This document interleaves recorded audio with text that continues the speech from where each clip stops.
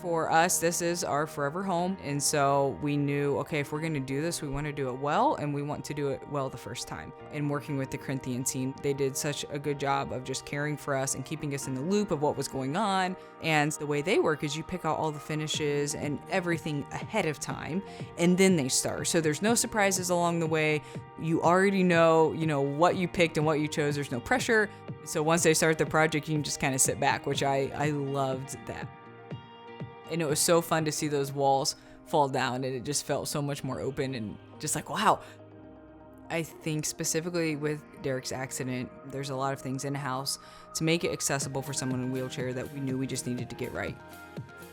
To create the second master suite, we actually took the current garage and turned it into the master bedroom.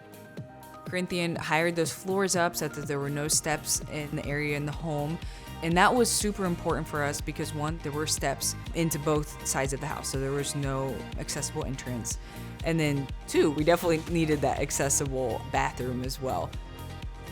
Working with Corinthian was not only just overall a really great experience, we trust them. They kept true to their timeline, to their budget, and they did a great job of just pulling our vision into life.